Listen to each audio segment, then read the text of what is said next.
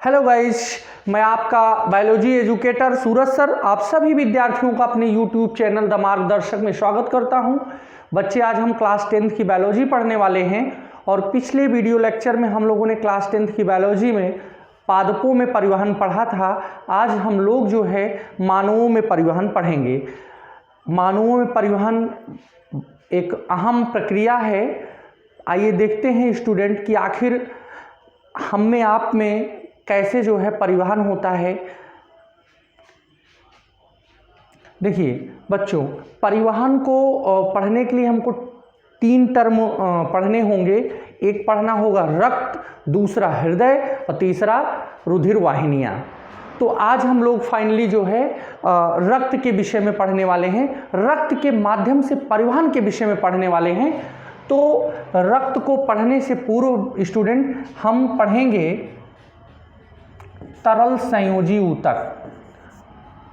तरल संयोजी ऊतक।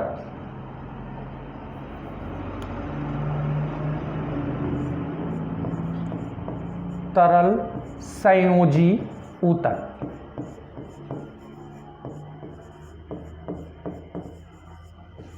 इंग्लिश के अंदर बच्चे इसे फ्लूइड कनेक्टिव टिश्यू कहते हैं। और ये जो तरल संयोजी ऊतक होते हैं बच्चों, ये 2 प्रकार के होते हैं। कितने प्रकार के? 2 प्रकार के, रुधिर और लसिका।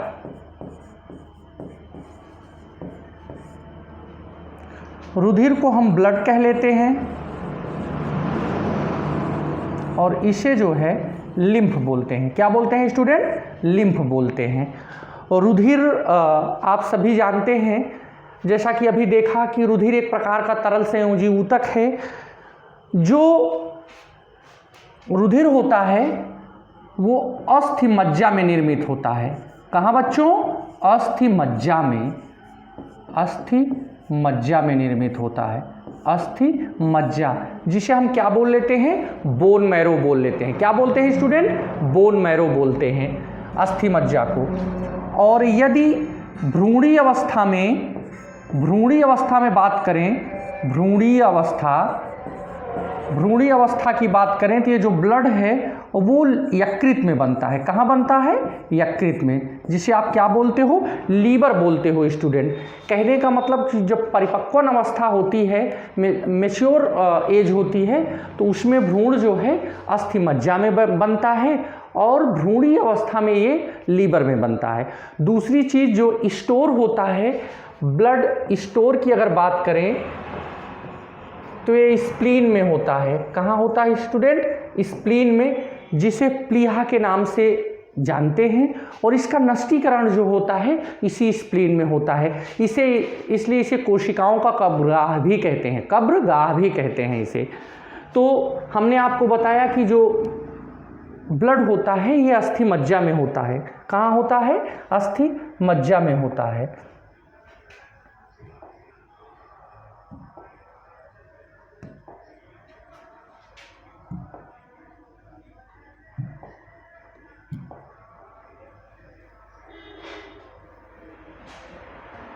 देख रहे हैं स्टूडेंट, हड्डियों के बीच में कुछ जालीनुमा संरचनाएं होती हैं। अस्थियों के बीच में जो जालीनुमा संरचनाएं होती हैं, इसी को बोन मैरो कहते हैं। आप इमेज में देख पा रहे होंगे, ये देखिए, ये क्या है? बोन मैरो है। समझ गए स्टूडेंट? बहुत बढ़िया, वेरी गुड। तो अब हम पढ़ रहे थे रक्त के विषय में। रक्त तो क्या बताया स्टूडेंट कि ये 2 प्रकार के होते हैं, रुधिर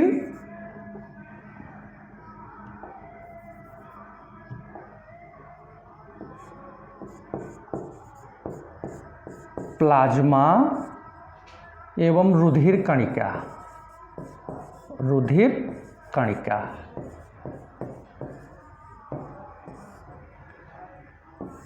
प्लाज्मा और रुधिर कणिका, इसको इंग्लिश में प्लाज्मा ही बोलते हैं स्टूडेंट। रुधिर कणिका को ब्लड कार्पसेल्स बोलते हैं।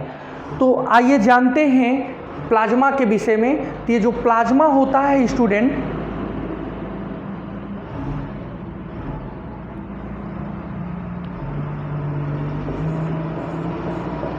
55% होता है।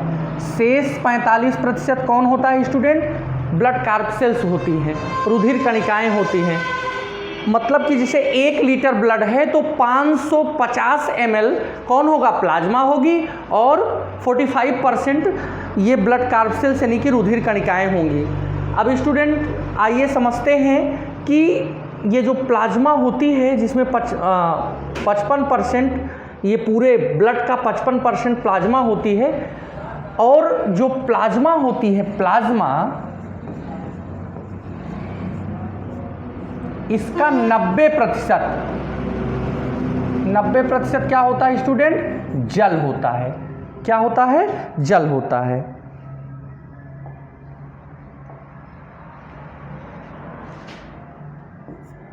शेष 10% में 7% प्रोटीन होती है और 3% अन्य कार्बनिक पदार्थ होते हैं।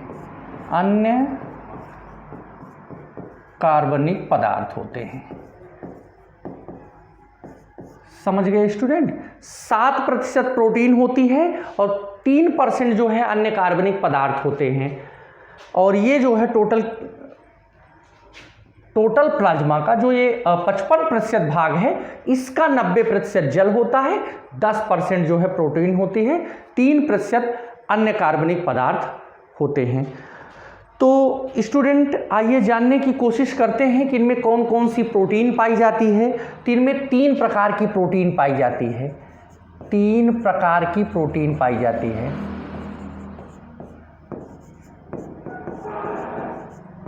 नंबर फर्स्ट, प्रोथ्रोम्बिन, दूसरा हिपैरिन, और तीसरा फाइब्रिनोजन।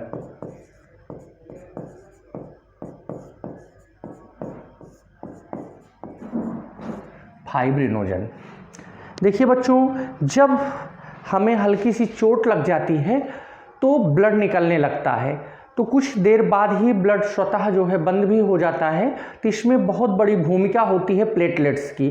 तो ये फाइब्रिनोजन जो प्रोटीन होती है, ये रक्त के थक्का जमाने में प्लेटलेट्स की मदद करती है। तो हम कह सकते हैं कि जो फाइब्रिनोजन होती है, ये रक्त का थक्का जमाती है। रक्त का थक्का।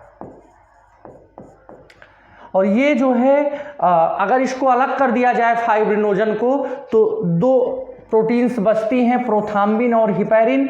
इन्हें संयुक्त रूप से हम सीरम कह लेते हैं। क्या कह लेते हैं स्टूडेंट? सीरम कह लेते हैं। आप लोग देखते होंगे कि जो पैथोलॉजी की रिपोर्ट होती है, उसमें जो बीमारियों को चेक किया जाता है वो ब्लड के सीरम वाले भाग से चेक किया जाता है।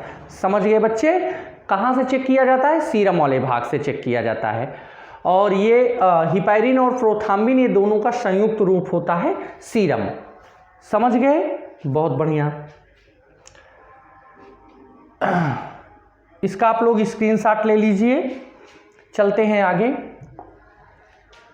अब हम पढ़ेंगे रक्त कणिका के विषय में।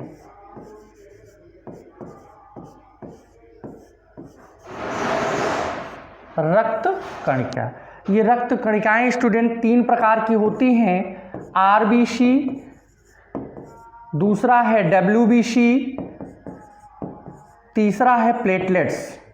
क्या होता है? प्लेटलेट्स। बच्चे ये इंग्लिश का शब्द है, इसे हिंदी के अंदर बिंबाणु या पट्टिकाणु भी बोलते हैं। पट्टिकाणु भी बोलते हैं। समझ गए? आरबीसी का फुल फॉर्म होता है रेड ब्लड कार्पसेल्स, लाल रुधिर कणिकाएं। डब्ल्यूबीसी का फुल फॉर्म होता है व्हाइट ब्लड कार्पसेल्स। ये हमारी बॉडी को प्रोटेक्ट करती हैं, इनका आकार भी अनियमित होता है। और जो आरबीसी होती है, जिसको रेड ब्लड कार्पसेल्स कहते हैं, ये सबसे ज़्यादा मात्रा में हमारे शरीर में उपस्थित होती है। 50 लाख की संख्या में होते हैं। कितना? 50 लाख।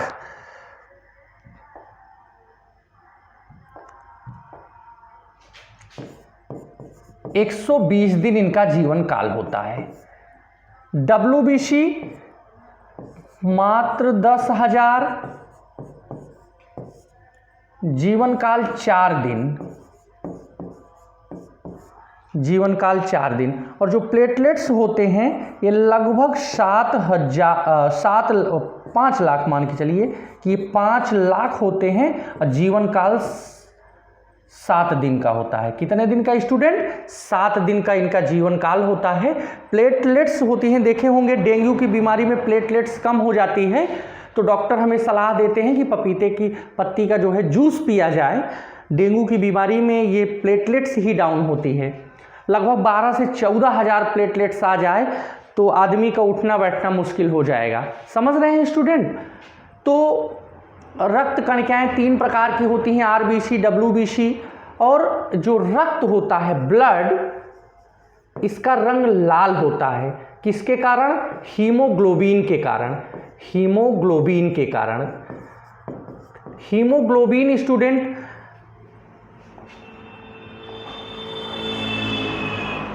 हीम धन ग्लोबिन से मिलकर के बना होता है। हीम धन ग्लोबिन, जिसमें 4% जो है हीम होता है, एक प्रकार का रंजक है ये। और ये ग्लोबिन लगभग जो है 96% होती है। इसीलिए तो दोनों को मिलाकर इसको एक प्रकार की प्रोटीन कहते हैं। मतलब कि जो हीमोग्लोबिन जो HB होता है अपना, इसको हम एक प्रकार की प्रोटीन बोलते हैं। तो ये जो हीम होता है एक प्रकार का रंजक है और इसके केंद्र में Fe अर्थात आयरन पाया जाता है। समझ गए स्टूडेंट? तो हीमोग्लोबिन एक प्रकार की प्रोटीन है। 100 ml ब्लड में जो मेल होते हैं, मेल, इनके 100 ml ब्लड में 13 से 16 ग्राम पाई जाती है। और जो फीमेल होती हैं, फीमेल, इनमें वही 100 ml ब्लड में कितना 11 से 13 ग्राम, 11 से 13 ग्राम पाई जाती है हीमोग्लोबिन। इसी तरह जो मेल होते हैं, मेल,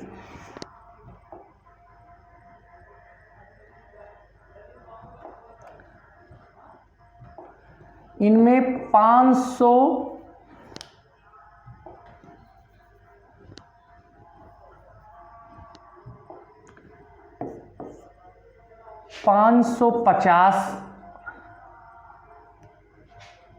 ml ब्लड होता है और जो फीमेल होती हैं 550 मिलीलीटर। ऐसा कर लेते हैं, इसको ऐसे लिखे 5.5 लीटर और इसमें फीमेल में 5 लीटर। समझ गए स्टूडेंट? ये कुछ आंकड़े हैं जिसको आप लोग याद कर लीजिए।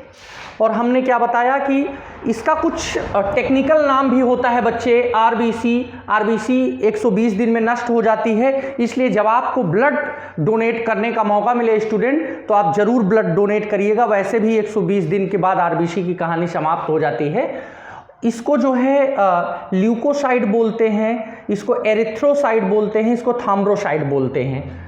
इन तीनों कणिकाओं को समझ रहे हैं? ये कणिकाएं कैसे होती हैं अभी आपको हम इमेज के थ्रू दिखाते हैं। तो इसको ल्यूकोसाइट, इसको थ्रोम्बोसाइट, इसको एरिथ्रोसाइट बोलते हैं। क्या बोलते हैं इसको स्टूडेंट? Erythrocyte, erythrocyte. इसको ल्यूकोसाइट, ल्यूकोसाइट बोलते हैं। और इसको क्या बोलते हैं? थ्रोम्बोसाइट बोलते हैं, थ्रोम्बोसाइट। समझ गए होंगे आप? चलिए दिखाते हैं आपको।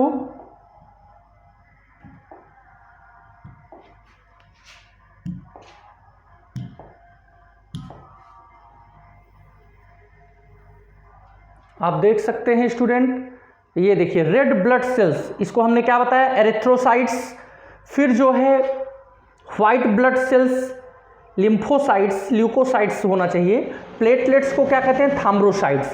तो ये कैसी होती हैं संरचना में, आप जो है भली भांति स्क्रीन पर देख पा रहे होंगे स्टूडेंट। समझ रहे हैं। और ये एनीमिया एक बीमारी होती है, उसमें कैसे ब्लड सेल्स होती हैं उसको जो है परफॉर्म करते हुए दिखाया गया है। तो इस प्रकार जो है मानवों में रक्त के माध्यम से जो परिवहन की स्थिति होती है कि कैसे कैसे इनके थ्रू जो है जो परिवहन के मुख्य साधन होते हैं, जो टर्म्स होते हैं, जैसे रक्त के माध्यम से परिवहन होता है। अभी जो है हमारा लसिका बचा हुआ है। क्या बचा हुआ है स्टूडेंट? लसिका। लसिका के बारे में हम नेक्स्ट वीडियो में पढ़ेंगे, प्लस और डीप में जानेंगे कि अभी तो ये जाने कि कौन रक्त में कौन कौन सी कणिकाएं होती हैं, रक्त के कौन कौन से भाग होते हैं, अब कैसे जो है भोज्य पदार्थ या ऑक्सीजन जो है फेफड़ों तक पहुंचता है, हृदय तक, इन सब के बारे में हम जानेंगे और लसिका को हम नेक्स्ट वीडियो लेक्चर में पढ़ेंगे। तब तक आप मस्ती के साथ बायोलॉजी पढ़ते रहिए। आप सभी विद्यार्थियों का चैनल से जुड़ने के लिए एक बार तहे दिल से धन्यवाद। चलिए मिलते हैं कल नए वीडियो लेक्चर के साथ, नए टॉपिक के साथ। तब तक सभी बच्चों को शुभ रात्रि, नमस्कार।